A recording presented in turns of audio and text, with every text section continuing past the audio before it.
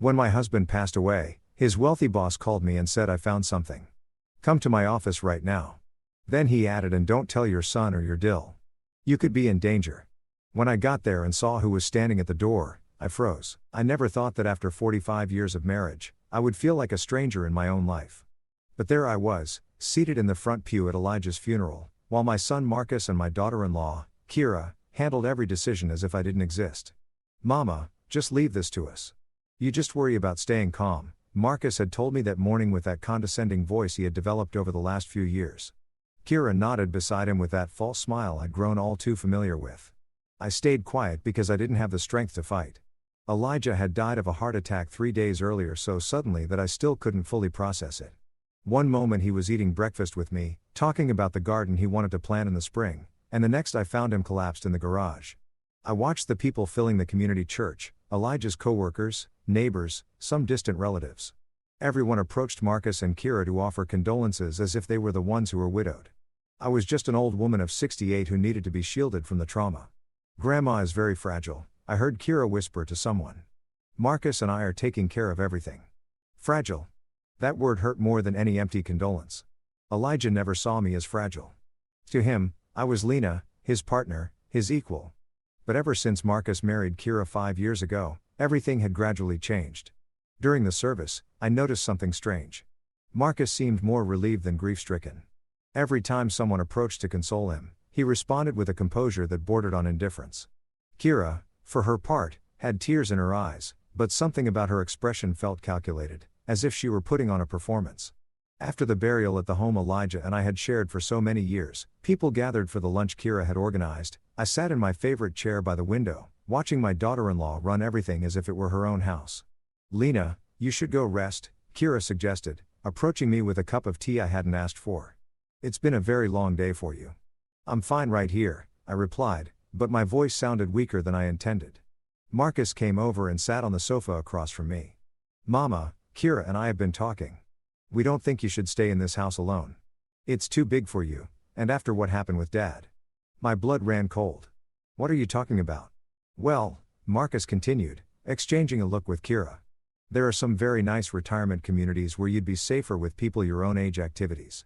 I am not going to any nursing home, I said, feeling indignation give me strength I didn't know I had. Kira sat beside me, taking my hand with a softness I found unbearable. It's not a nursing home, Lena. They are elegant senior living facilities, and we could visit you every weekend. This is my home, I mumbled, but I already felt my resolve crumbling under their pitting gazes. The conversation was interrupted by the phone ringing.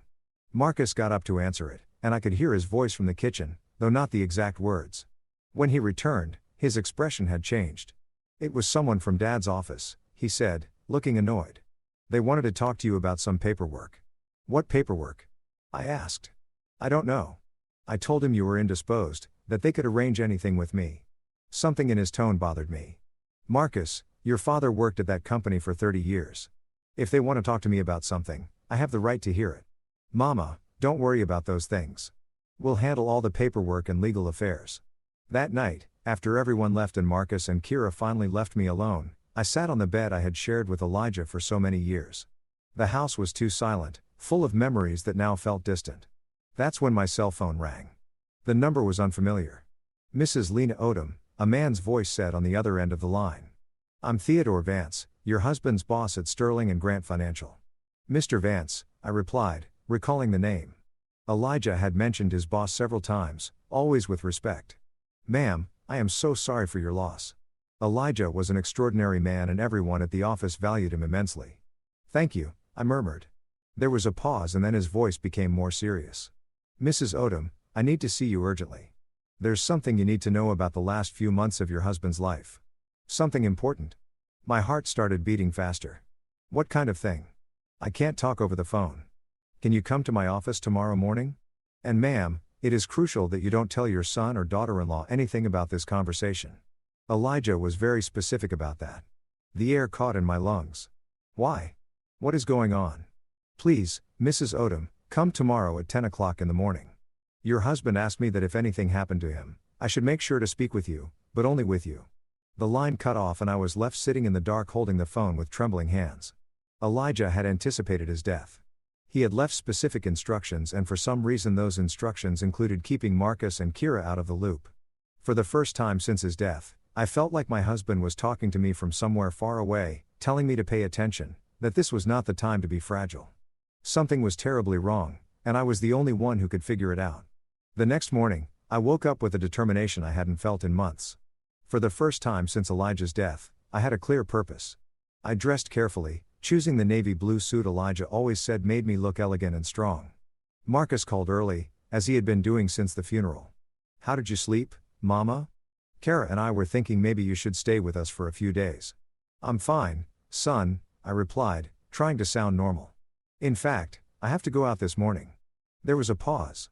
"Go out where?" My mind worked quickly. "To the pharmacy. I ran out of my blood pressure pills." "I can bring you the pills. You don't have to go out, Marcus. I can drive to the drugstore. I am not an invalid." His sigh was audible through the phone. "All right, but be careful. And if you need anything, call us immediately." I drove downtown with my hands clenched on the steering wheel. The Sterling and Grant Financial Building was a 20-story glass tower that had always intimidated me a little. Elijah worked on the 15th floor in the internal audit department. The receptionist guided me to the executive floor where I had never been. Theodore Vance's office was impressive. Floor-to-ceiling windows overlooked the entire city. Mahogany furniture and a sense of power that permeated the air. Theodore Vance was a man of about 55 with perfectly styled gray hair and a suit that probably cost more than my monthly rent. He stood up when I entered and I saw genuine concern in his eyes. "Mrs. Odom, thank you for coming. Please have a seat." I settled into one of the leather chairs in front of his desk, feeling as if I was in uncharted territory. "First of all," Theo began, "I want you to know that your husband was one of our most valuable employees. In 30 years, we never had a single complaint about his work." "Thank you," I murmured, although something in his tone told me this was just the preamble. Theo stood up and walked to a file cabinet behind his desk. He took out a thick folder and placed it in front of me. "Mrs. Dodom. During the last 6 months of his life, Elijah came to see me several times with very specific concerns." He opened the folder revealing pages and pages of documents, handwritten notes in Elijah's familiar script, and what looked like photographs of other documents. "Concerns about what?" Theo looked me straight in the eyes. "About his family." I felt like the floor had moved beneath my feet. "My family."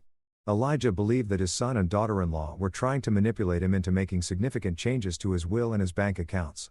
The words didn't make immediate sense. That is impossible. Marcus would never." "Mrs. Odom," he interrupted gently. "Did you know that in the last 8 months Elijah received multiple visits from your son and daughter-in-law, often when you were not home? They repeatedly suggested to him that it would be better for you if he organized things so that if something happened to him, Marcus would have immediate legal power over all financial and medical decisions related to you." I shook my head. But something cold settled in my stomach. "That can't be true," I whispered. Theo opened one of the pages and turned it toward me. It was a photocopy of a partially completed legal document. I recognized Elijah's signature at the bottom, but it was crossed out. "Elijah brought this to me 3 months ago. He said Marcus had pressured him to sign it, telling him it was best for the family and that it would protect you from having to make difficult decisions if you were gone." I read the first lines of the document. "It was a transfer of power of attorney that would have given Marcus total control over all our finances and medical decisions related to me if Elijah died or became incapacitated. But he didn't sign it." I observed. "No." And that's what started to worry Elijah. As he told me when he refused to sign it, Marcus became very upset. He told him he was being selfish, that he wasn't thinking about what would be best for you. My mind began to make connections I didn't want to make.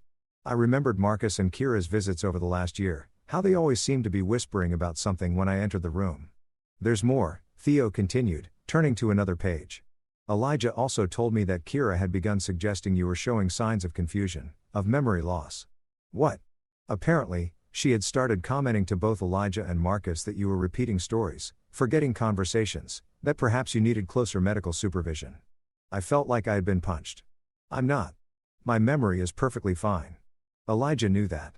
That's why he started documenting everything, every conversation, every suggestion, every pressure he felt from them. Theo flipped through several more pages, showing me detailed notes in Elijah's hand, dates, times, transcribed conversations. My husband had been keeping a meticulous record of what now appeared to be a sustained campaign to undermine my confidence and gain control over our lives. "Why didn't he tell me anything?" I asked, feeling tears that I didn't know I had. He told me he didn't want to worry you until he was sure what was happening. He hoped he was wrong. Just then, a loud knock sounded on the office door.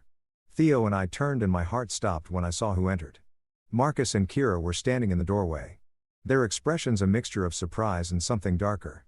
"Mama," Marcus said, and his voice had a tone I had never heard before. "What are you doing here?" Kira stepped forward with that condescending smile I now recognized as a mask. "Lena, we were so worried when we couldn't find you at home. Why didn't you tell us you were coming here?" Theo stood up slowly, and I could see tension in every line of his body. "Mr. Odom, Mrs. Odom, this is a private conversation between your mother and me. I would appreciate it if you would respect that." Kira let out a forced laugh. "With all due respect, Mr. Advance. Lena has been very fragile since Elijah's death. We don't think it's appropriate for her to make important decisions without family supervision." "Family supervision?" I repeated, feeling the indignation rise in my chest. "I'm 68 years old. I'm not a child." Marcus exchanged a glance with Kira that did not go unnoticed by me. It was the same look they had shared at the funeral, heavy with a meaning I didn't understand. "Of course, you're not a child, Mama," Marcus said. But his tone was the same one he would use with a difficult child. "It's just that we want to protect you from people who might take advantage of your grief." I looked at Theo, who had remained silent, watching the exchange with a serious expression. Then I looked at the closed folder on the desk, knowing it contained information that would change everything. "Theo," I said, using his name deliberately. "Could you give me a few minutes to talk to my son and daughter-in-law?" He nodded. "Of course. I'll be right outside." Once he left, the air in the room changed completely. Marcus visibly relaxed as if he had won something important. "Mama, I don't know what that man has been telling you, but you have to understand that people can be very manipulative when money is involved." "Money?" I asked. Kira sat down in the chair next to me. "Lena, honey, we know Elijah had a considerable life insurance policy, and with the house and his savings, there are unscrupulous people who take advantage of widows." Something cold settled in my stomach. "How do you two know about Elijah's life insurance?" Marcus and Kira exchanged another one of those charged glances. "Well," Marcus said, looking uncomfortable for the first time. "Dad mentioned it a few months ago when we were talking about making sure you were taken care of if something happened to him." "Funny," I said slowly, "because Elijah never mentioned those conversations to me." The silence stretched between us. That's when I heard a sound that brought my world to a complete halt. A cough. A cough I would recognize anywhere in the world. The three of us turned toward the door of the private bathroom connected to Theo's office. The door slowly opened and a figure emerged that made my heart stop and then start pounding so hard I thought it would jump out of my chest. Elijah, my husband, the man I had buried 4 days ago, was standing there alive, breathing, looking at me with a mixture of love and apology in his eyes. "Hello, Lena," he said softly. I think I screamed. I'm not sure. What I do remember is that the world started spinning around me, and if Elijah hadn't rushed toward me, I would have fallen out of the chair. "What? How?" I mumbled, touching his face with trembling hands to make sure it was real. Behind us, I heard Kira let out a gasp, and Marcus murmur a word I prefer not to repeat. Elijah held me carefully, his familiar hands steadying me as they had for 45 years. "I'm sorry, my love. I'm so sorry to have put you through this. But it was the only way." "The only way to what?" I asked, though a part of me was already beginning to understand. Elijah looked up at Marcus and Kira, and his expression hardened in a way I had never seen before. "The only way to protect you from them." Marcus found his voice first. "This is impossible. You're dead. We saw you. There was a funeral. There's a death certificate." Elijah straightened up but kept a protective arm around me. "There was a falsified death certificate with the help of a very discreet doctor and a funeral director who owed a few favors. Theo helped me set up everything." "But why?" I whispered. Elijah looked at me tenderly before addressing Marcus and Kira again. "Because I found out what you were planning." Kira turned pale. "I don't know what you're talking about." "No," Elijah said, walking toward the desk and opening the folder Theo had closed. "Then you don't recognize this?" He pulled out a series of documents and placed them on the desk. Even from where I was sitting, I could see they were copies of emails, text messages, and what appeared to be transcribed recordings. "Mama is starting to show signs of dementia. I think you should consider the possibility of her needing full-time care soon. If Dad signs the documents I prepared for him, we can make sure she has the best possible care when the time comes." Elijah read aloud from the document. My son had gone completely white. Elijah continued reading. Kira agreed, "And the sooner the better. The house alone is worth almost $500,000, and that's not counting his retirement savings. I sat down heavily, feeling like I had received a physical blow. They had been planning to declare me incompetent. They had been calculating the value of our house, of our savings. This is taken out of context, Marcus said desperately. We were worried about Mama. We just wanted to make sure. Make sure of what? Elijah interrupted. That you could control her life. That you could declare her incompetent and put her in an institution while you sold the house and spent our savings. Kira stood up abruptly. This is ridiculous, Elijah. Faking your own death is a crime. There are fake certificates, fraudulent documents. You're right, Elijah said calmly. I am willing to face the consequences. But first, I wanted Lena to know the truth about what you two have been planning. He walked up to me and took my hands.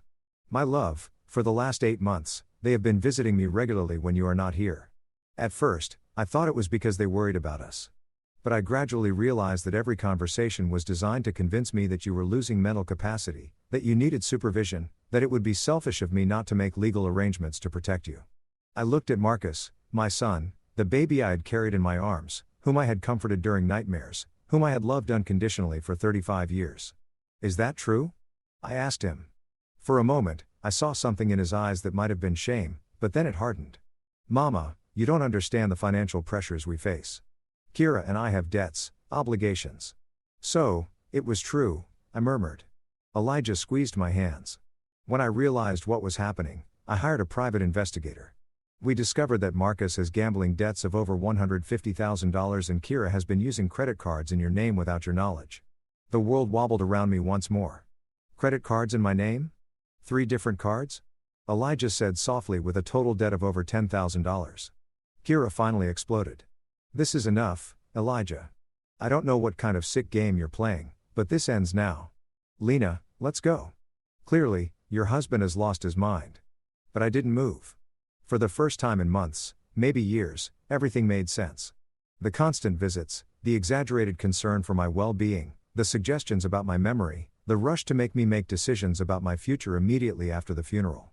They hadn't been taking care of me. They had been preparing me to be sacrificed. I am not going anywhere, I finally said. My voice was stronger than it had sounded in a long time. But I think you two should leave. The expression on Marcus's face changed to something I had never seen before. He was no longer my worried son. He was a stranger who had just lost something he had been counting as his. Elijah helped me sit on the office sofa while Theo returned with a bottle of water and a grave expression. Marcus and Kira remained standing near the door like cornered animals deciding whether to flee or attack. Lena, Elijah said softly, kneeling in front of me. There's more you need to know. My mind was still struggling to process that my husband was alive, that he had faked his death, that my son and daughter-in-law had been planning to steal everything from me for months. But something in Elijah's expression told me the worst was yet to come. More, I murmured. Theo opened another section of the folder and pulled out what looked like a series of photographs. He placed them on the coffee table in front of us. These photos were taken by the private investigator over the last 6 weeks, Elijah explained. I picked up the photographs with trembling hands. The first showed Marcus entering what looked like a casino. The second showed him at a poker table betting chips representing amounts of money I couldn't imagine. The third showed Kira in an expensive jewelry store trying on a necklace that cost more than our mortgage payment. Marcus, Elijah said, his voice cold as ice. Do you want to explain to your mother how you could bet $25,000 in a single night when you told me you needed help paying the mortgage?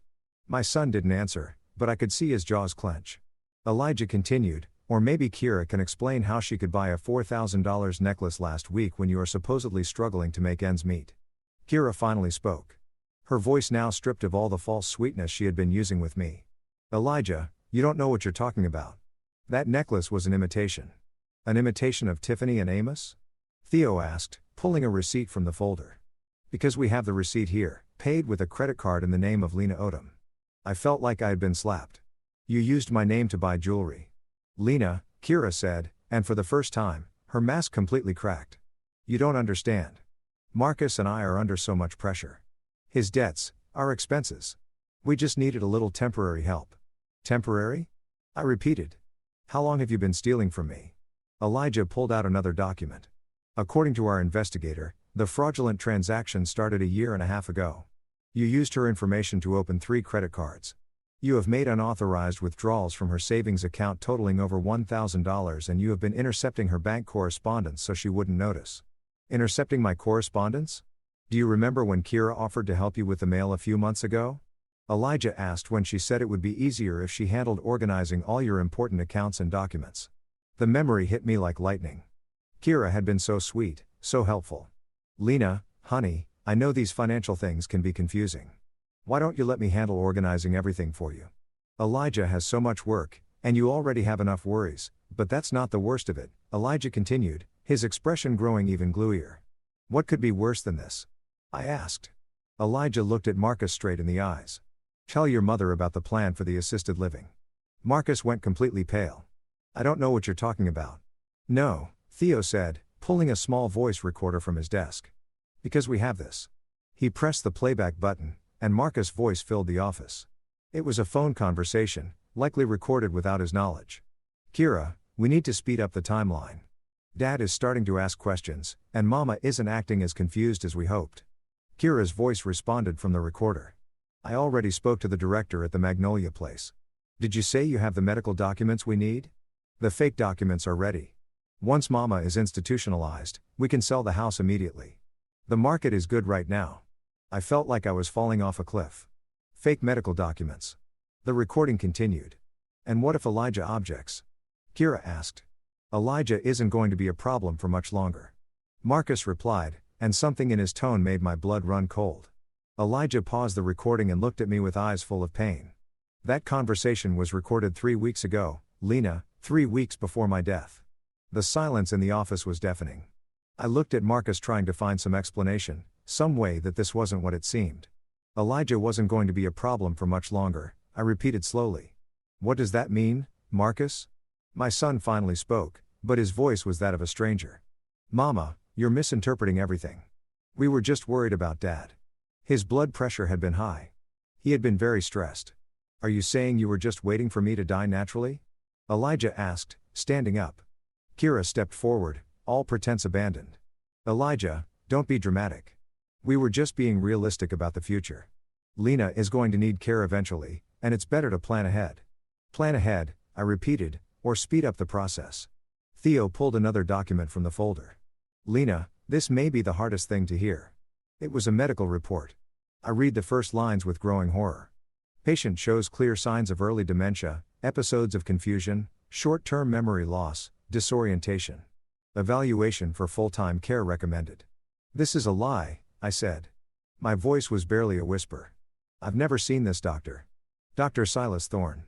I don't recognize this name. He's Kira's doctor, Elijah said. Someone who was willing to sign a false diagnosis in exchange for $10,000. I looked at Kira, the woman I had called daughter, for 5 years. You paid a doctor to say I have dementia, Lena, Kira said. And for the first time, I could see real panic in her eyes. You have to understand. We were trying to protect you. Protect me from what? I cried out, surprised by the strength of my own voice. From yourself? Marcus shouted back. Mama, you're old. Your mind isn't what it used to be. Kira and I can see things you can't see. Elijah stepped between Marcus and me. Lena has no mental problems. The only problem is that you have been gaslighting a 68-year-old woman for over a year, making her question her own reality so you could steal her money and her house. Gaslighting? What? I asked. Gaslighting? Theo explained. It's a form of psychological manipulation where someone makes you doubt your own perception of reality. Elijah sat next to me and took my hands.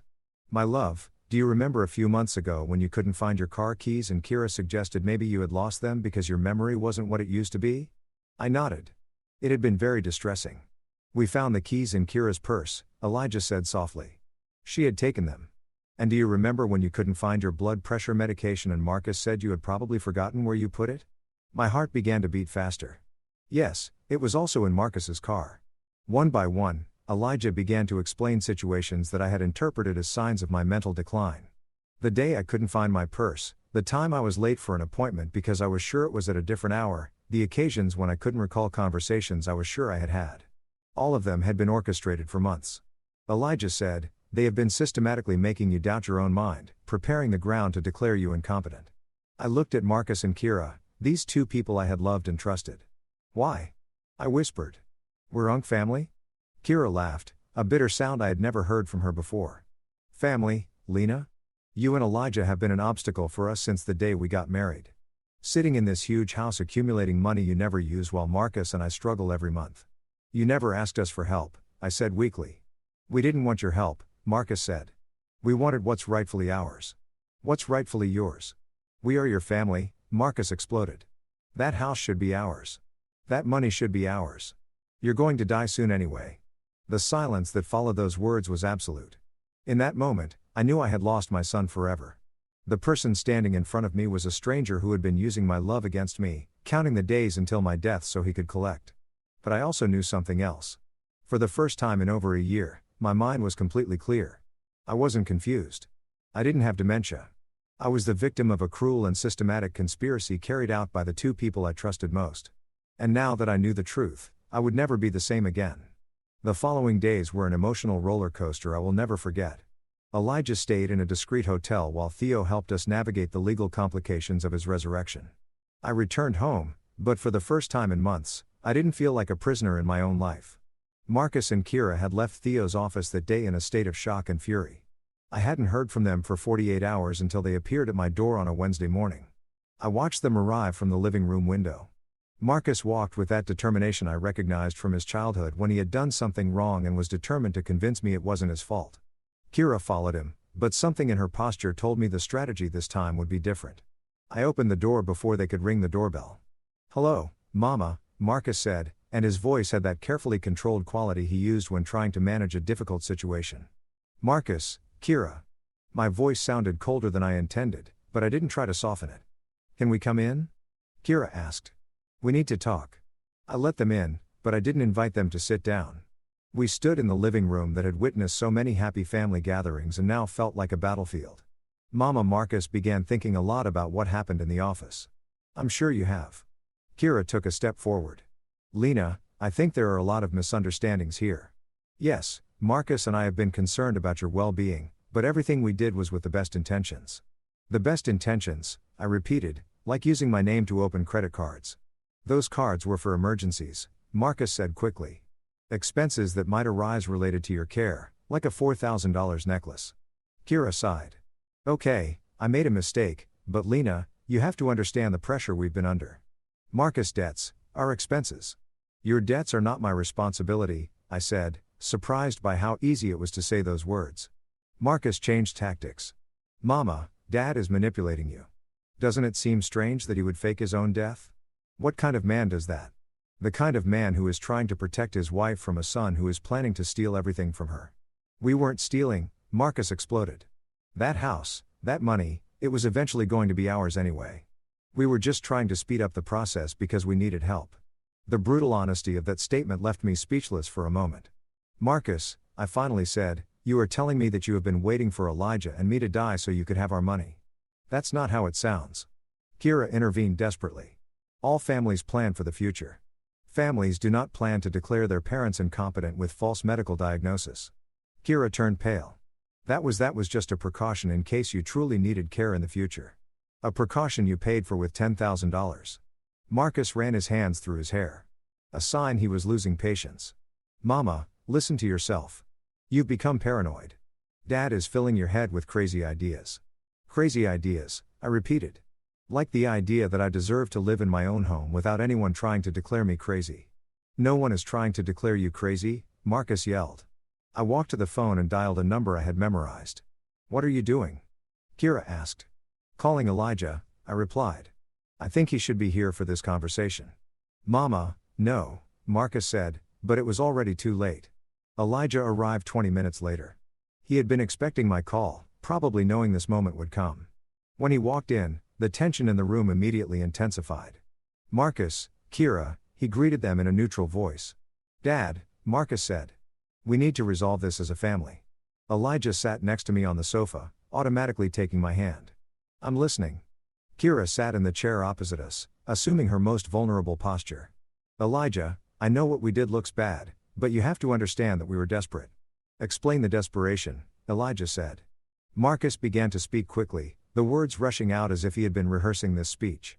"The debts piled up faster than we expected. The casino.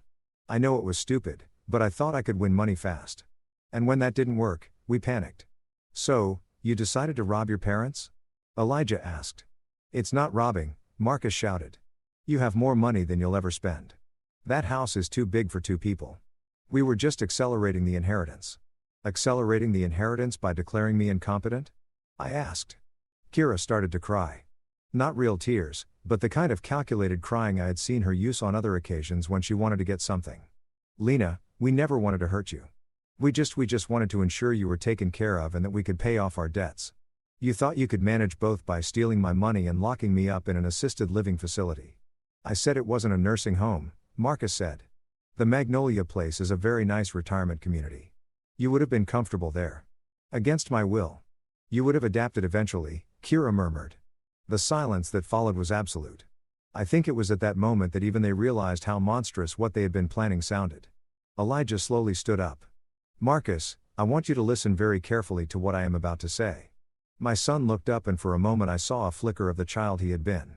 Your mother and I have decided that you are no longer a part of our lives, Elijah said in a firm but unemotional voice. We don't want to see you. We don't want to hear from you, and we definitely don't want you to have access to any of our finances or properties. Marcus jumped to his feet. You can't do that. I'm your son. You are my biological son, Elijah corrected. But you stopped being my family the day you decided our death would be more convenient for you than our life. Kira also stood up, her crying now completely abandoned. This is ridiculous, Elijah. Lena, you can't cut us off completely. We're family. No, I said, also standing up. Family doesn't try to steal. Family doesn't try to make their loved ones doubt their own sanity. Family doesn't count the days until you die to cash in your money. Marcus looked at me with an expression I had never seen before. You know what, Mama? Maybe you're right. Maybe this is better for everyone. Because I was already tired of pretending that I cared about you when all I really wanted was for you to get out of the way. Those words hit me like a physical slap. But strangely, they also liberated me. All the love, all the guilt, all the hope that there might be some misunderstanding evaporated at that moment. Leave, I said simply. Take your things out of my house and leave.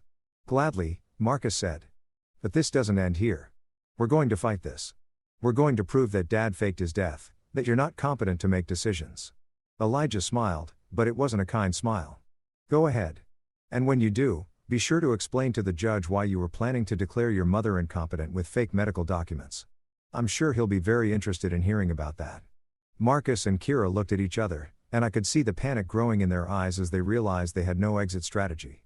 This doesn't end here, Marcus muttered. But his voice had lost all conviction. Yes, it does. I said, it ends exactly here. I watched them leave, knowing it would probably be the last time I would see my son. I should have felt sadness, but all I felt was a deep, clean relief. For the first time in over a year, I was free. 6 months later, I am sitting on the porch of our new home, watching Elijah plant roses in the garden he had always dreamed of having. We moved to a small town called Redwood Springs, 3 hours away, where no one knows our story and where we can simply be Elijah and Lena, a retired couple enjoying their golden years. The transition was not easy.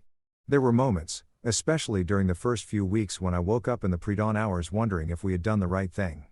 Cutting off Marcus completely felt like amputating a part of my body, no matter how infected it was.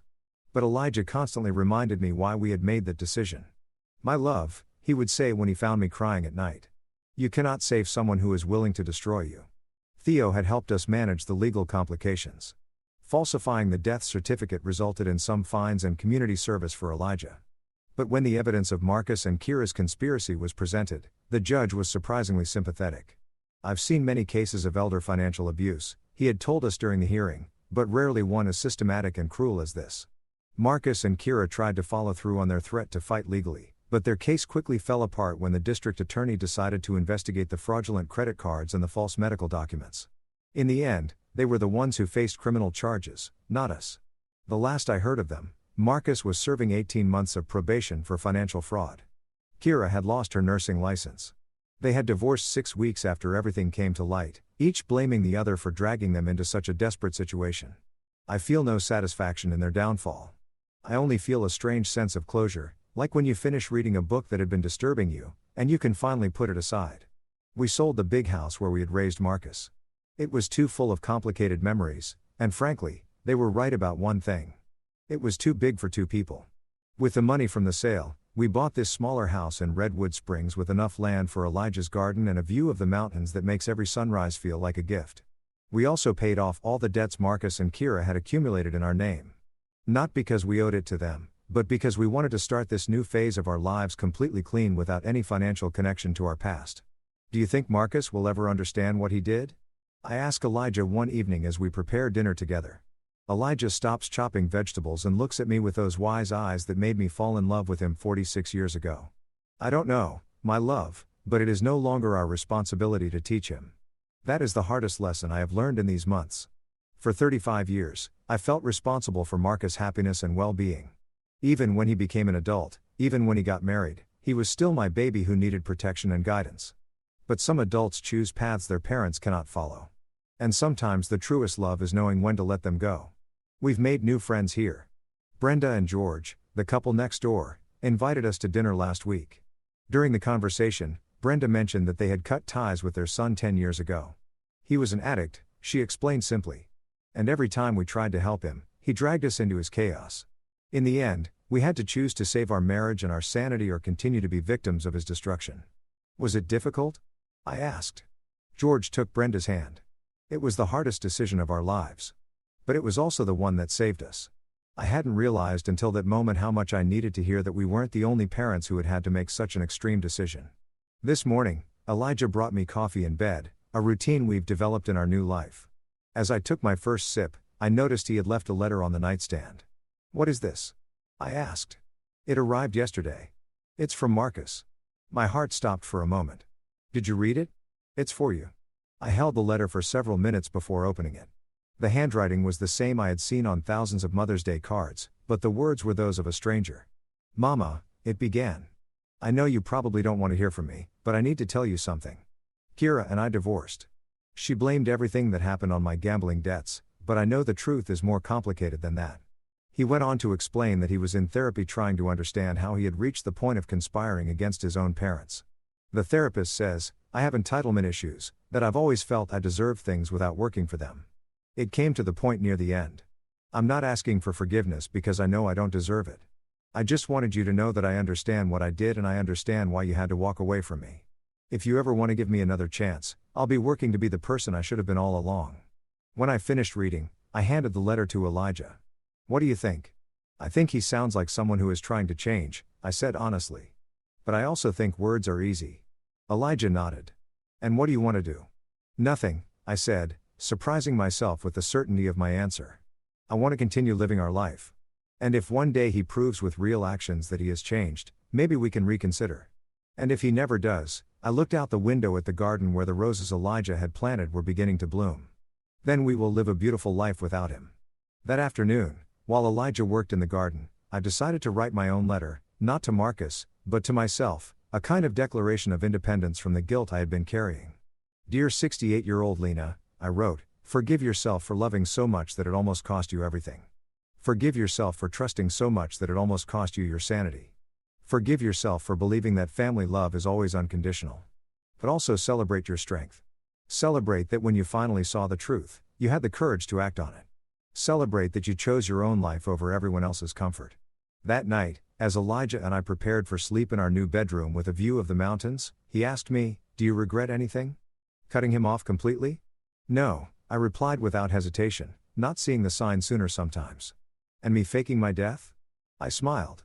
It was dramatic, but effective, Elijah laughed. Definitely effective. We were silent for a moment, listening to the sounds of the night in our new home. You know what the strangest thing is? I said finally. What? I feel younger now than I did when I was 50. As if I had been carrying a weight I didn't even know was there. Elijah took my hand in the darkness. That's what happens when you stop living for other people and start living for yourself. This morning, I received a call from Brenda, our new neighbor.